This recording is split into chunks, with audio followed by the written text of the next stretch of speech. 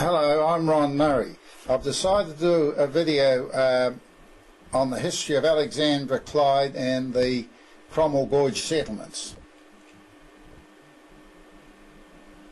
We'll start off with the early mining days in Alexandra. In the late 1860s, Clyde was by far the most important mining town in Central Otago. Alexandra was quite a small town then, and really it existed only because there was a punt across the river which enabled the coaches and the miners access from Roxburgh and further on through Lawrence. Initially Alexandra was settled on the other side of the Manahirikea River, and here you can see a photograph with the original settlement. It wasn't long before the authorities realised that if Alexandra was to have any future at all, the settlement and the shopping area must go on the right hand side of the Manahirikea, and that was done fairly early on in the piece. This is a photograph of Alexandra a few years later, after the business area and residential area had been shifted into its present site. It's rather a fizzy photograph, but it does show the road leading down to the punt on the river, and this photograph would be taken from the place we now know as Bridge Hill. Another early shot taken in the late 1860s, showing the main street of Alexandra as we know it now. As you can see then, there were still a few properties up on Bridge Hill, just scattered here and there. Quite an early photograph, really. Almost reminds me of a Wild West town. And another photo looking down the main street. And here's a photograph in Limerick Street, Alexandra, with a bullock team pulling a large covered wagon. There are 10 bullocks pulling this wagon. And eventually a bridge was put across to replace the punt, and here's a photograph of the town. You'll notice there's not very many buildings there at that particular time. And here's a wagoner known as Bullocky Ned, with a 12 bullock team wagon setting out for Roxburgh, having gone across the Alexandra Bridge. These bullock teams were very powerful, but would only do about 2 miles an hour, so it was quite a job to even get them going and even coax them into all pulling in the same direction. But they were hardy animals and required very little feeding. They tended to live off the grass on the roadside. With so much horse traffic around in the 1860s, 70s and 80s, there were several blacksmith shops around. Here's one, McKnight's Wheelwright shop in Alexandra. Notice the large number of spare wheels on hand. One of the things that speeded up the development of Clyde and of Alexandra was the dredging boom, which occurred between about 1880 and up to about 1910.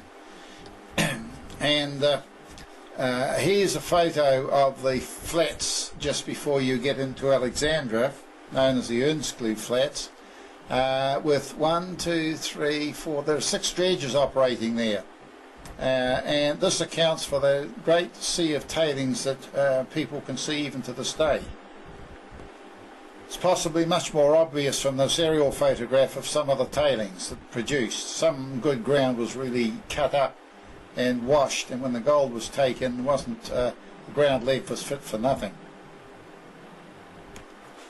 Here's a photograph of some of the little mining settlements that were dotted around the rivers. This one is somewhere on the Manahirikea River. Very simple tent-like structures, some with fireplaces, some without.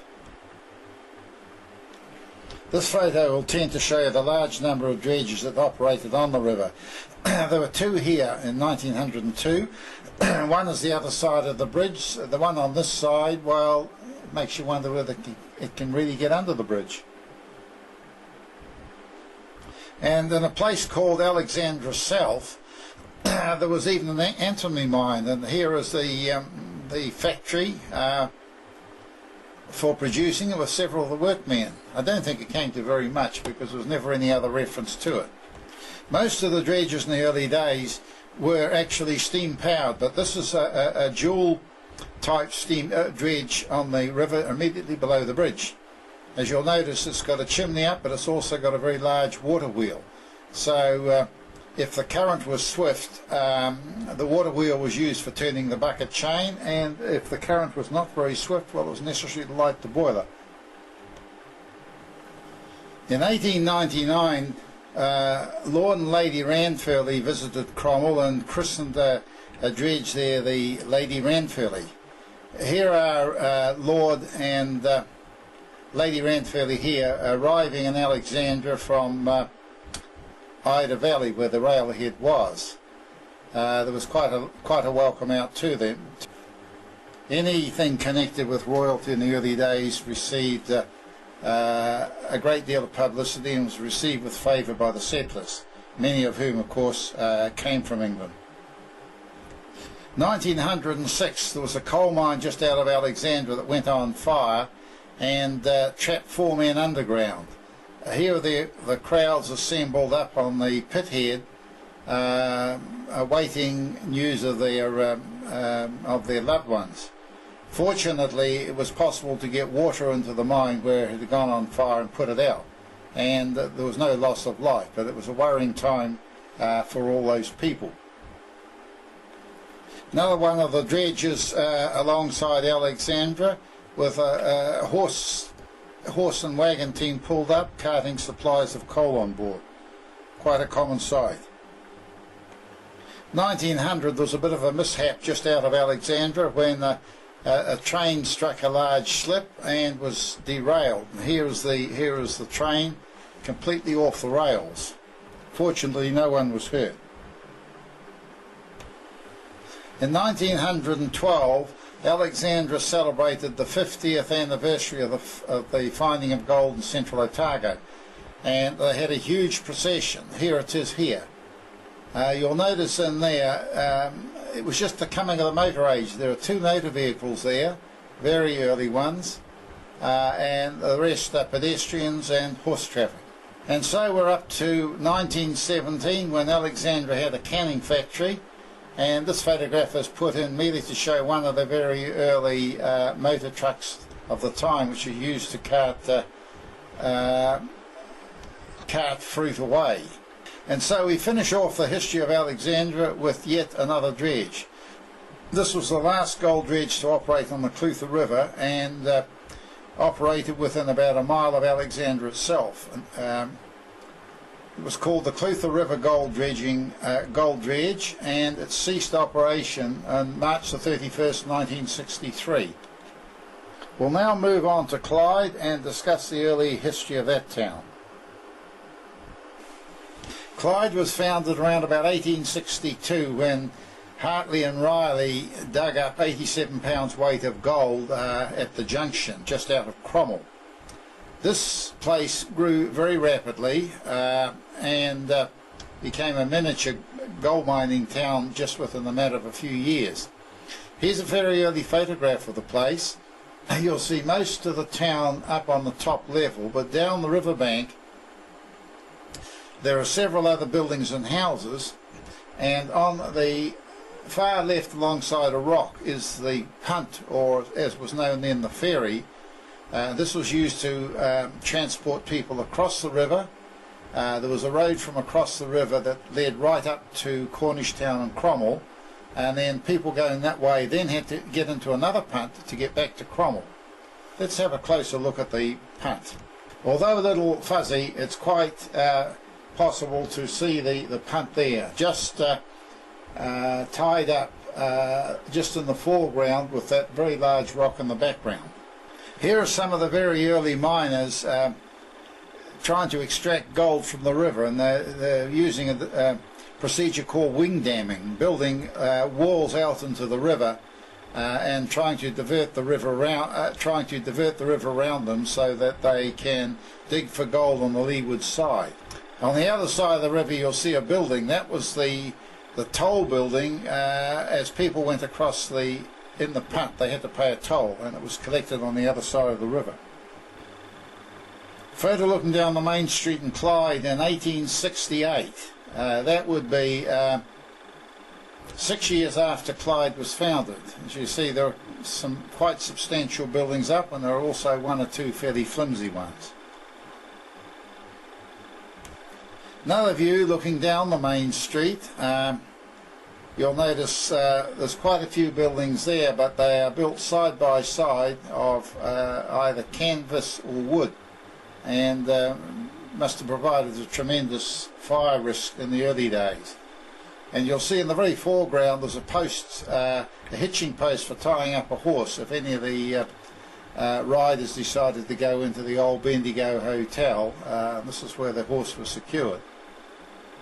The street, you'll notice, is also very rough, horse dirt, gravel, and very untidy. This is a photo taken up the hill from Clyde looking down, and I put it in to show just the large amount of building that had gone on, but also the two very large water races that snaked their way through the town. They were mining races for sluicing purposes, but we'll see if we can get a little closer to them. You can see them here quite clearly. If miners wanted to sluice the riverbanks, they had to get water from a higher source, and it required quite a few heads of water to enable them to sluice successfully. Another view of Clyde showing all the buildings there. On the very right hand side the punt is still there, and there's been no sign at that stage of building a bridge.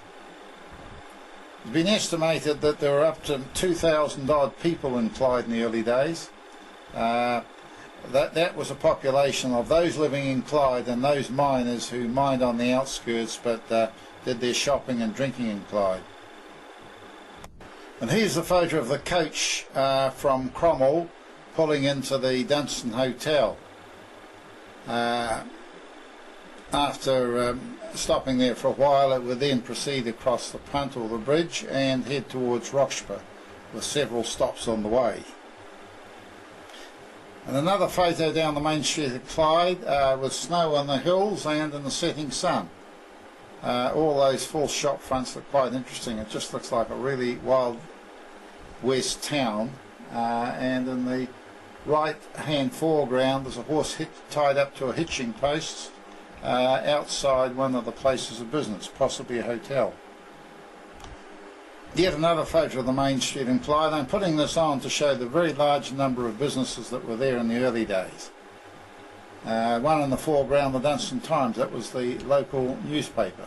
Now in the very early days all the gold was brought by the miners and sold to the banks, and the banks stored the gold in the local police camp. And every 2 weeks it was taken to Dunedin by armed escort. Here is the armed escort. 2 armed soldiers in the front, the driver of the coach with the sergeant of police, he had a shotgun, and then there were 2 more armed policemen behind, and they thought, well, that's really foolproof, we'll never lose any gold that way, and they never did. But let's have a look and see whether they did lose some gold. In August 1870 this advertisement appeared in the on the notice boards and in the newspapers. Banknotes stolen from what they called the camp at Clyde. That was a police camp. And what had actually happened was that there was a policeman there called McLennan who saw all this gold stored and thought, well, he wouldn't mind a bit of it, so he got an accomplice whose name was Rennie from Arrowtown, and McLennan loosened the locks on the door. Rennie came down with a horse, got in one night, took as much gold as he could possibly carry and made off with it towards Arrowtown. But the further he went, the more tired the horse got, so he had to keep chucking bags of gold off. He eventually took away something like £14,000 worth of gold and banknotes, which was a lot of money then. It's quite a lot of money even today. However, when Rennie got home, he got into the pub, got a few drinks and started to talk about his feet, and that cast suspicion on McLennan. So they were both put up for bank for stealing money, and Rennie got 6 years. McLennan was let all free because they couldn't really prove anything against him, although he was dismissed from the police force. So that was one of the very interesting and one of the very few gold robberies on the goldfields.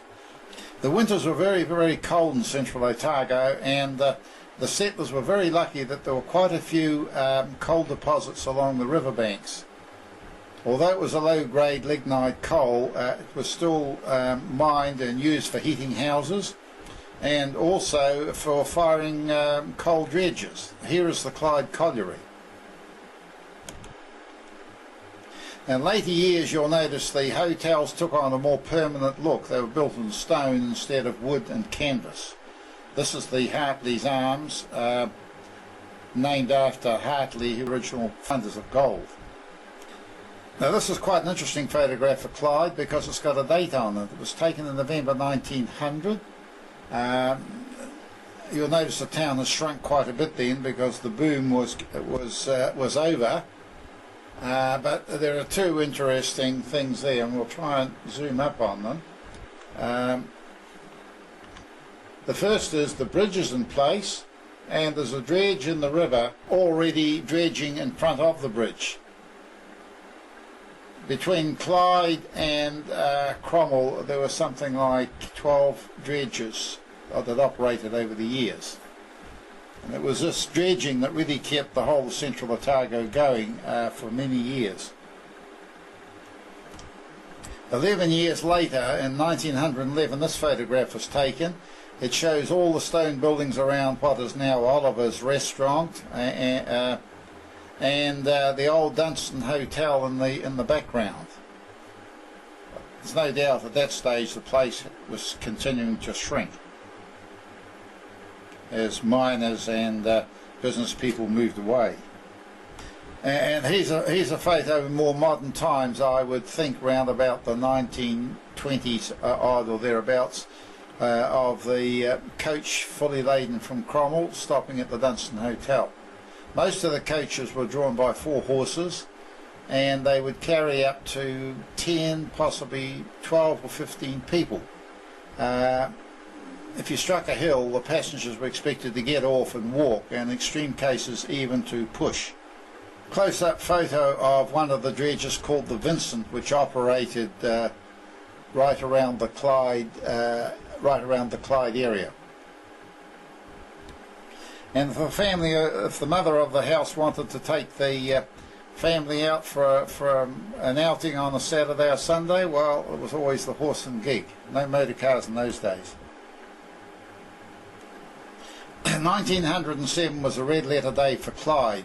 That was the year that the train reached Clyde from Dunedin. And here are all the people lined up for the celebration. There were literally hundreds of people there.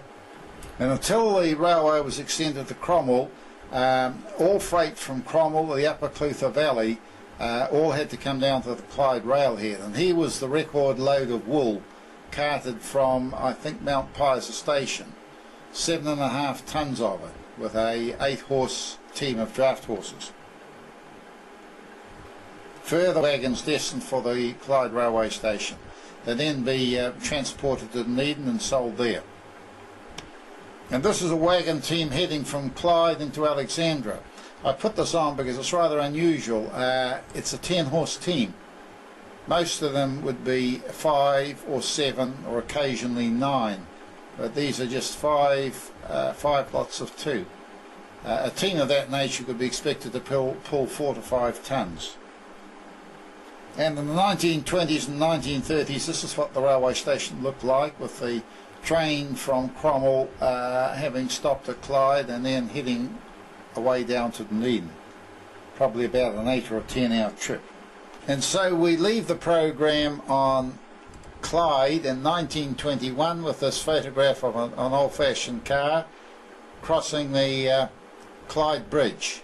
The next settlement we'll have a look at in the Cromwell Gorge is the halfway house hotel area, which was settled in the early days and indeed was an important stopping place for coaches. Between Clyde and Cromwell there were quite a few miners engaged in gold mining, and they built their houses on the spot. This is the residence of one miner who got under an underlying rock and then put some stone and mud around and built himself quite a small house. No windows, no chimneys, just an entrance. But it enabled him to work on the premises without having to go home every night to Clyde or Alexandra. In fact, he may not have even had a home. Although a little dark, this photograph shows the Halfway House Hotel. It was round about 6 miles from Clyde, 6 miles from Cromwell. Surrounded by 2 large trees, and you can see the road approaching from the Clyde end. Let's get closer to it. This is a close-up photograph of the Halfway House Hotel, and it was taken in 1915. As you can see, it's all wooden construction. Another view showing the considerable horse-drawn traffic that passed through there. It became a very important place from 1907 on, when the railway came to Clyde, or even earlier than that, because all traffic for Cromwell and Upper Clutha had to pass along there, and after a 4 or 5 mile ride from Clyde, quite often the wagoners were quite happy to stop and have a drink or a meal and give their horses a drink. Yet another photograph of the place. One of the wagons actually has a very large load of mining pipes. We'll just have a look at it. There they are there. This would be for sluicing purposes. Immediately over the bank from the Halfway House Hotel, there was quite a lot of mining activity going on, and here in this photo you can see 3 dredges being built. One on the left is almost completed. The pontoons in the middle of the river for another one, and in the background there are partly completed pontoons for the third. So all this contributed to making that hotel quite a busy one for quite a large number of years. And this photo I like very much. It shows 2 wagon teams, one a covered wagon, leaving the Halfway House Hotel for Cromwell. There's dust everywhere, and it's just got a typical Wild West look about the thing. These horses would plod along at 2 to 3 to perhaps 4 miles an hour, and it may well take 3 or 4 hours to reach Cromwell. That completes the settlement of the Halfway House Hotel, and we'll now shift on to the final settlement in this particular program, and that is the Cromwell Railway. Before the railway came to Cromwell, that particular site was used for residential properties for people who lived and worked around Cromwell. And this photograph shows my grandfather's house down in that area, almost where the old railway station, where the engine sheds were. As you see, it's all galvanised iron. He's got his garden in, and he's holding my mother, who looks to be less than a year old. So that photograph would be taken around about 1906. And he was quite happy there until such time as the public works of the day said, well, we're building a railway, we want you out of it. So he had to go. It wasn't very long before the whole area there was transformed, and here you can see work commencing on the engine shed, the railway station, and all the employees' houses.